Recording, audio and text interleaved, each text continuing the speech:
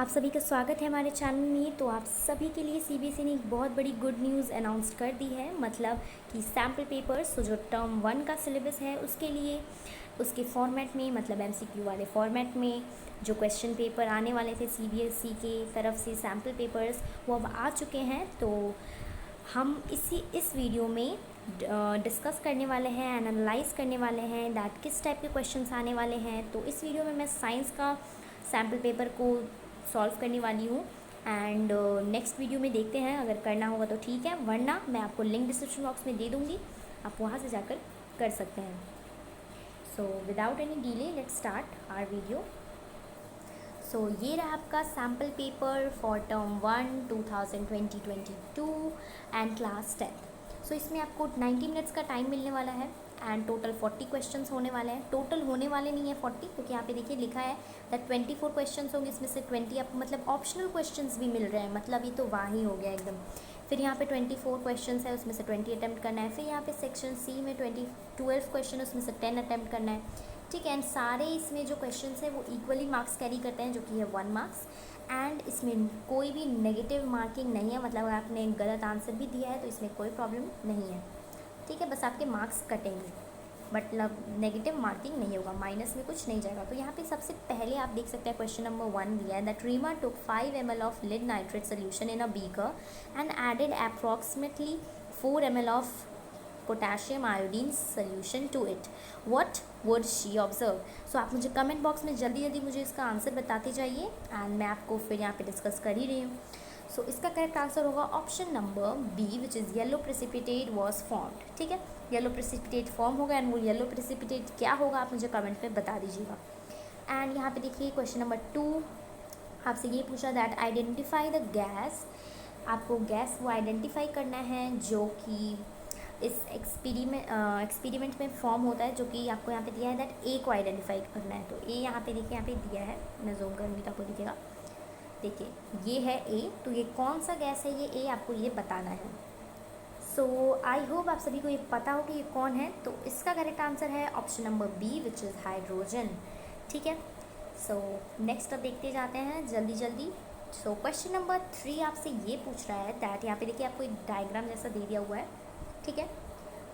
And metal dilute HCl, metal salt and gas, which one of the following two combination are correct. So इनमें से ही आपको matching करना है कि कौन सा करेक्ट है एंड कौन सा नहीं। तो मेटल है कॉपर, गैस इवॉल्व, यस यहाँ पे लिखा हुआ है। उसके बाद iron, gas evolve, yes. Magnesium, gas evolve, no. And then यहाँ पे जिंक है, गैस इवॉल्व, यस। मतलब गैस इवॉल्व, यहाँ पे गैस की जगह पे आपको लिखना होगा शायद yes and no. Metal salt, मतलब मेटल की जगह आपको, मतलब ये जो मेटल है वहाँ पे लिखना होगा ये सब मेटल को एक एक करके, ठीक है। तो इसमें क्या करेक्ट आंसर होगा, तो इसका करेक्ट आंसर है option number D is the correct answer. अब अपना नेक्स्ट क्वेश्चन देखते हैं, question number 4, which one of the following correctly represent a balanced chemical equation. तो बैलेंसिंग मैंने आपको अच्छे से पढ़ा दिया है, तो आपको अगर नहीं, आपने अभी तक नहीं पढ़ा है तो मैं लिंक डिस्क्रिप्शन बॉक्स में दे दूँगी, आप वहाँ से जाकर पढ़ सकते हैं। सो इसका करेक्ट आंसर है ऑप्शन नंबर बी, ठीक है। मैं आपको अभी डीपली एक्सप्लेन नहीं कर पाऊँगी क्योंकि इसमें 60 क्वेश्चन हैं ना, आपको हमें सब सॉल्व करना है, राइट। तो इससे टाइम वेस्ट होगा हमारा। So the graph given below depicts a neutralization reaction. Acid plus alkaline gives salt plus water. The pH of a solution change as we add excess of acid to an alkaline. Which letter denotes the area of the graph where both acid and salt are present? तो देखिए इसमें कितना दिमाग वाला भी questions, इस type के questions भी आएंगे। ग्राफ ली, ठीक है, मतलब बस रटने से आपका नहीं होगा, आपके कॉन्सेप्ट क्लियर होने चाहिए। आप जो भी चैप्टर पढ़ रहे हैं उसके आपका कॉन्सेप्ट क्लियर होना चाहिए, ठीक है। रटने से आपका नहीं हो पाएगा इस बार। सो इसका करेक्ट आंसर है D and option number D is the correct यहाँ पे, इस पॉइंट पे। क्वेश्चन नंबर 6 यहाँ पे आपको देख सकते हैं that in the reaction of iron with copper sulphate solution CuSO4 plus Fe gives Cu plus FeSO4. Which option is in the given table correctly represent the substance oxidized and the reducing agent? So इसका correct answer है option number A which is substance जो oxidise हो रहा है वो है Fe, and जो reducing agent है वो है Fe। ठीक है, अब नेक्स्ट देखते हैं। तो क्वेश्चन नंबर 7 आपसे ये पूछ रहा है that the chemical reaction between copper and oxygen can be categorized as. So इसका करेक्ट आंसर है ऑप्शन नंबर सी। तो कॉपर एंड ऑक्सीजन का क्यों ऐसा किया गया है, कॉम्बिनेशन रिएक्शन होता है, आपको ये पता होना चाहिए। ठीक है, नेक्स्ट देखते हैं। Question number 8. Which one of the given option correctly represent the parent acid and base of calcium carbonate? So इसका करेक्ट आंसर है ऑप्शन नंबर बी। अब अपना नेक्स्ट क्वेश्चन देखते हैं। Question number 9. How will you protect yourself from heat generated while during a concentrated acid? सो आप कैसे अपने आप को प्रोटेक्ट कर सकते हैं? सो इसका करेक्ट आंसर है option number A, by adding acid to water with constant stirring. मतलब मिलाते मिलाते अगर आप एसिड को वाटर में डाल रहे हैं तो ये अच्छा होगा। एंड आपको ये पता होना चाहिए कि एसिड को हम वाटर में डालते हैं, वाटर को एसिड में नहीं डाला जाता है। ठीक है, नेक्स्ट है why is it important to balance a skeletal chemical equation? So इसका करेक्ट आंसर है option number C, to verify the law of conservation of mass. अब अपने नेक्स्ट क्वेश्चन पे बढ़ते हैं। सो इसमें ये जो क्वेश्चंस हैं ये आपका जो टर्म 1 का सिलेबस है उसके बेस पे हैं। ठीक है, उसके आधार पे ये क्वेश्चन को प्रिपेयर किया गया है। तो carefully study the diagram of a human respiratory system with level A, B, C and D. Select the option which gives correct identification and the main function and और कैरेक्टरिस्टिक्स। सो आपको इसमें main function बताना है ऐसा type से। सो इसका correct answer है option number C.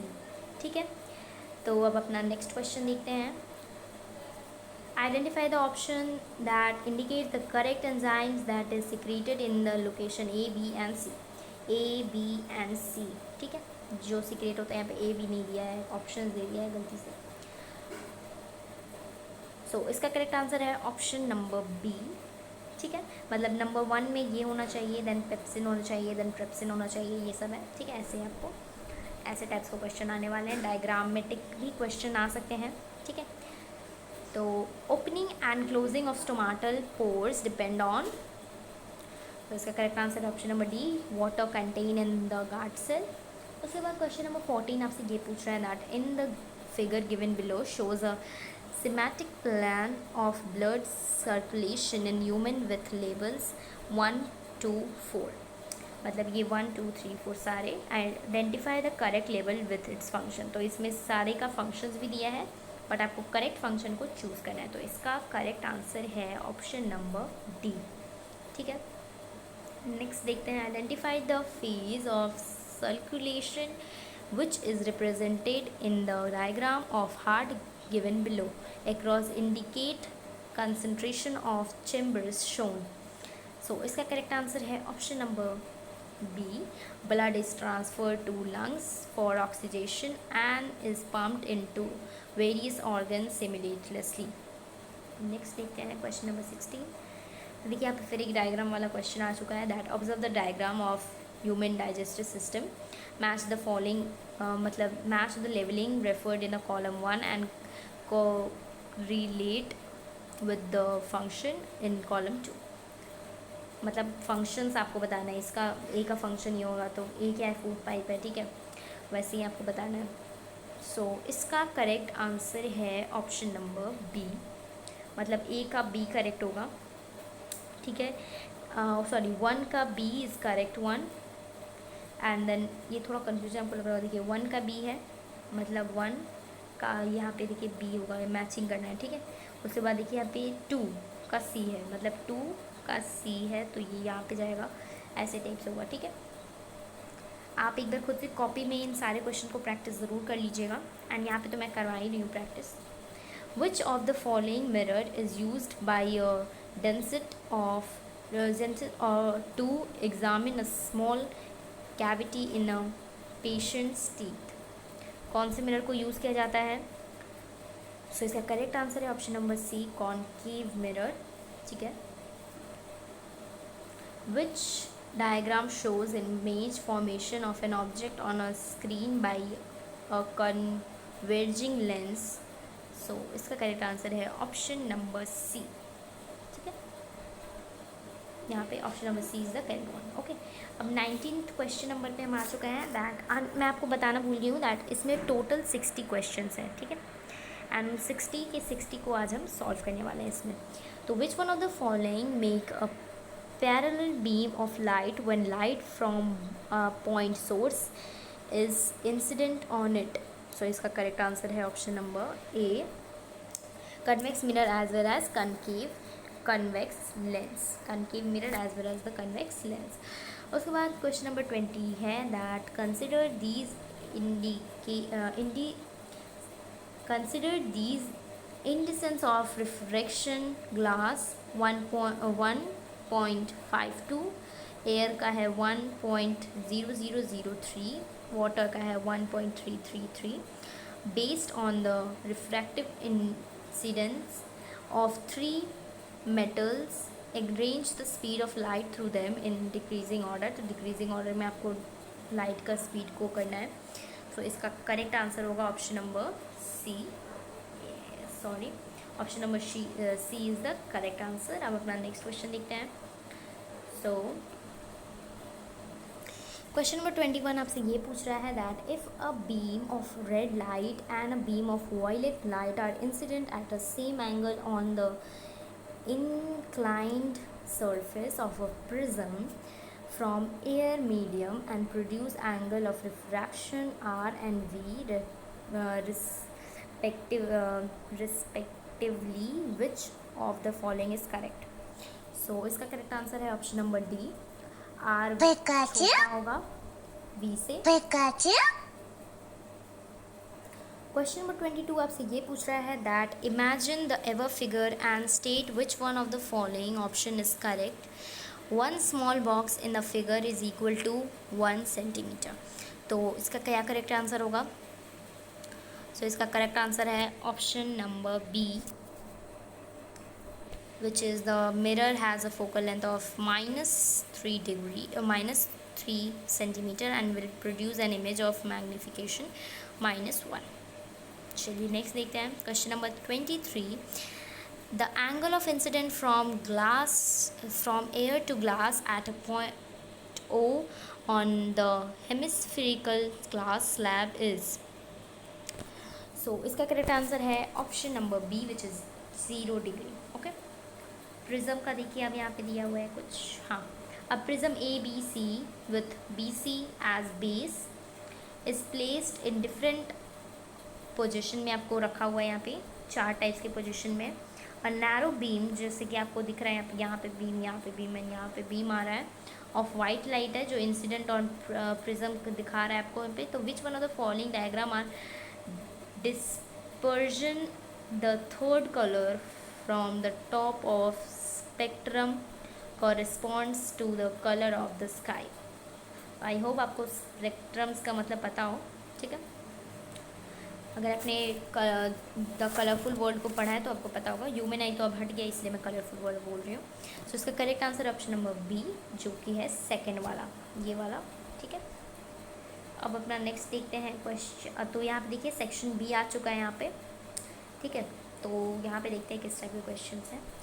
तो दिया है वो है that identify the correct option from the given table which represent the type of reaction occurring in step 1 and 2. तो स्टेप 1 में देखिए क्या हो रहा है एंड 2 में देखिए क्या हो रहा है. ठीक है, तो ऐसे ही आपको एंडोथर्मिक एंड एक्सोथर्मिक का यहाँ पे कुछ दिया हुआ है. ठीक है, सो इसका करेक्ट आंसर है ऑप्शन नंबर सी. ठीक है, अब अपना नेक्स्ट क्वेश्चन देखते हैं. एंड मैं बता दूँ इसमें टिक ये मान के यही बता रहा है दैट ये पहला वाला जो है वो एंडोथर्मिक है एंड दूसरा वाला है जो एक्सोथर्मिक है. ठीक है, चलिए नेक्स्ट देखते हैं. तो यहाँ पे आपको दिया है that in which year is concentration of hydrogen ion is the greater. So ये तो बहुत ईजीली आपको दिख रहा होगा.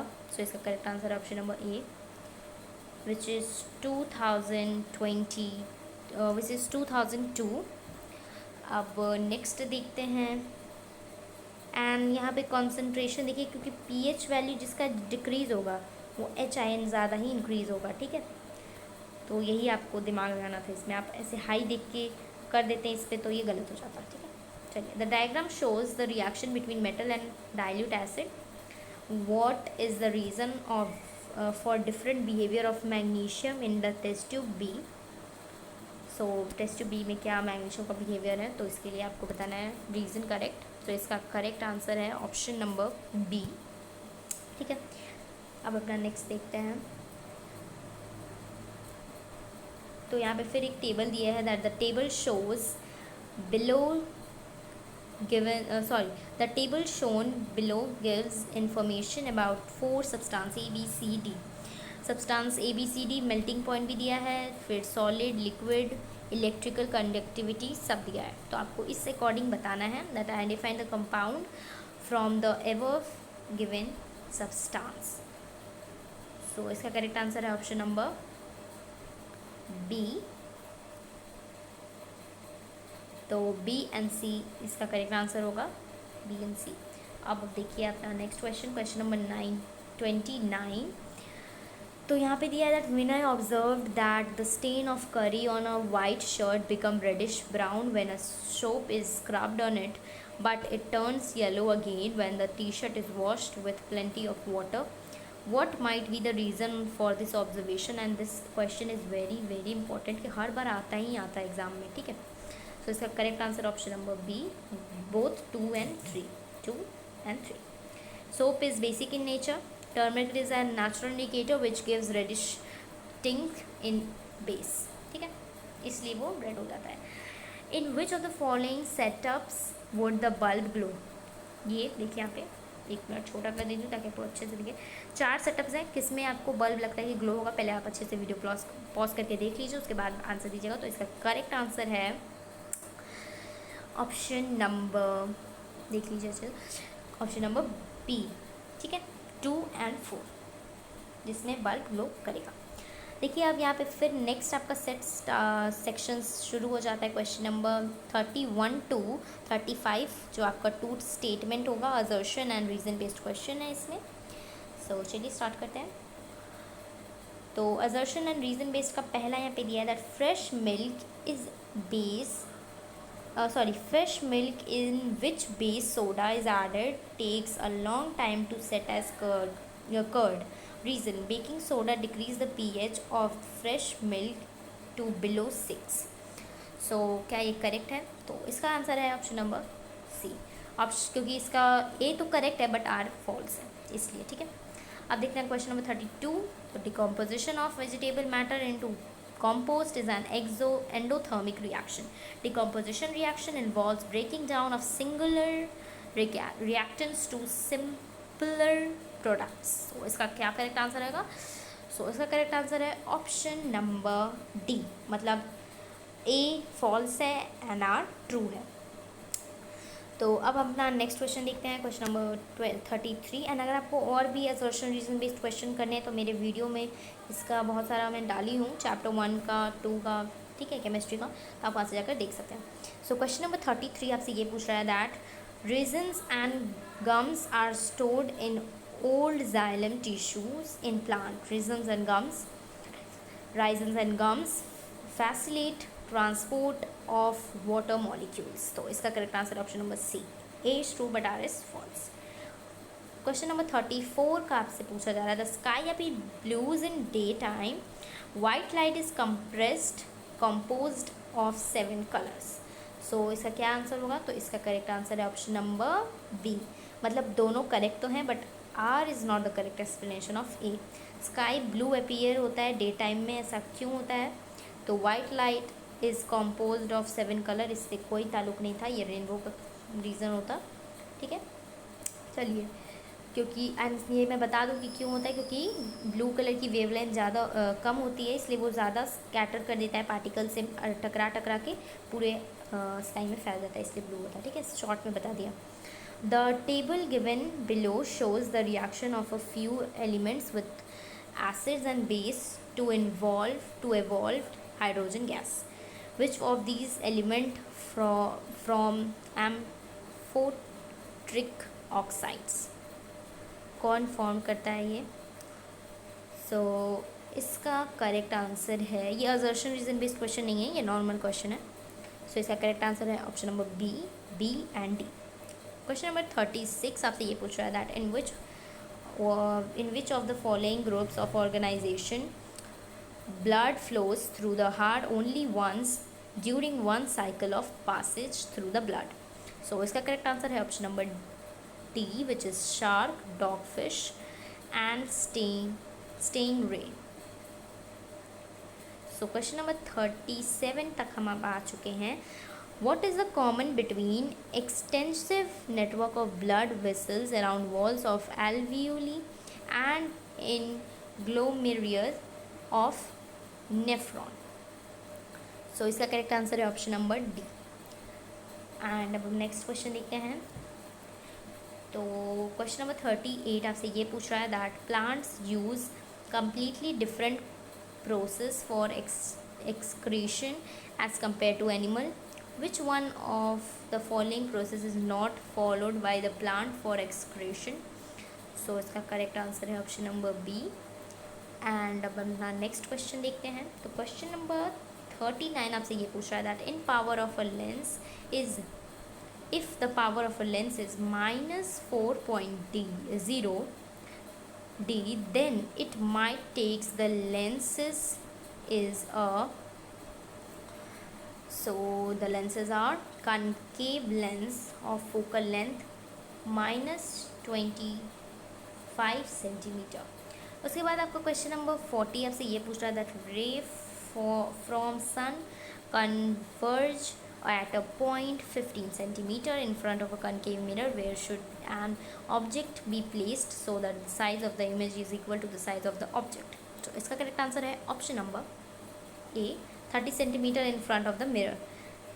अब अपना नेक्स्ट क्वेश्चन देखते हैं। Question number 41 in which of the following groups the organism food material is broken down outside the animal and then absorbed in? So इसका करेक्ट आंसर है, इसका आंसर है option number B which is mushroom bread moulds. ठीक है, चलिए next देखते हैं।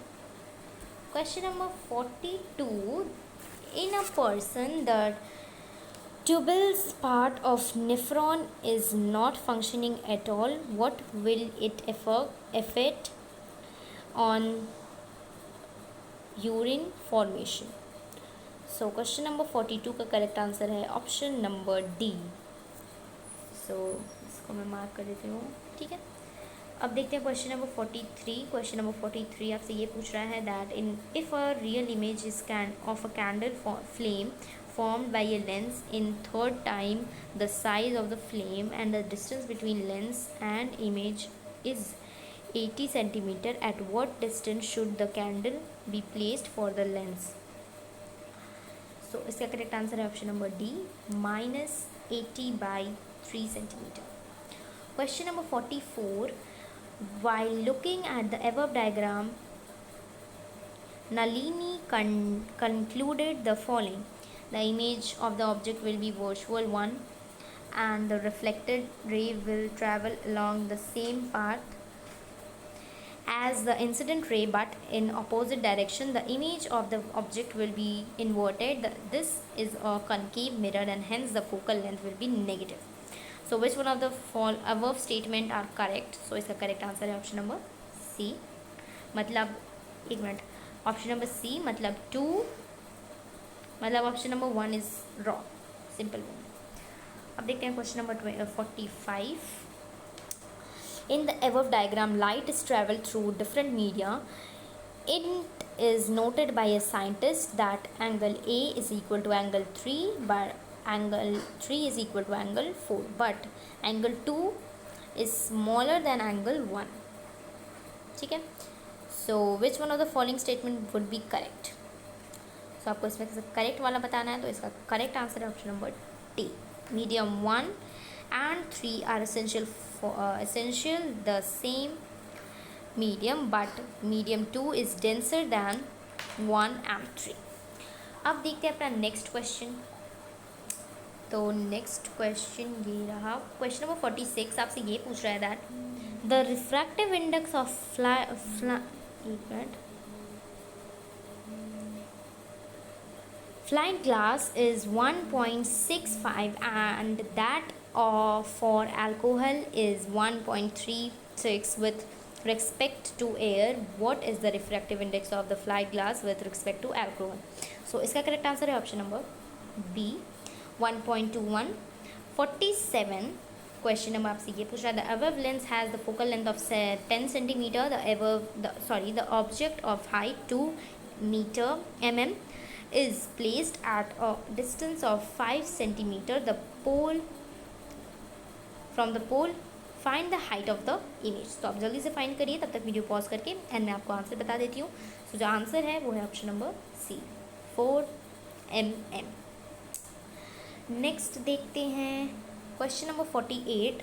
Club cable manufacturing units tested few element on the basis of their physical properties है malleability, ductility, उसके बाद है इलेक्ट्रिसिटी का कंडक्टिविटी, उसके बाद melting point.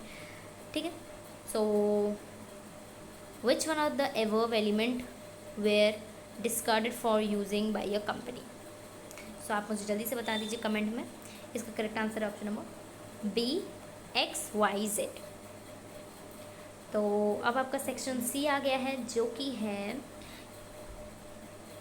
Question number section C consist of 3 cases followed by questions. There are total 12 question in the section. Attempt any 10.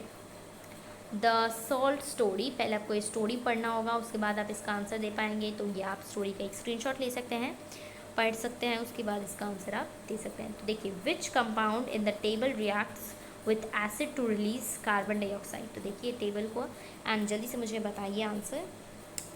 तो इसका correct answer option number C. उसके बाद यहाँ दिया है how many grams of magnesium sulphate are present in 150 grams salt left by evaporation of sea water. So question number 50 का correct answer है option number C 18 gram. उसके बाद आप देखिए यहाँ पे question number 51. What is saturated solution of sodium chloride called? So इसका correct answer है option number B lime water. Next देखते हैं that 52. What is the pH of acid which is used in the formation of common salt?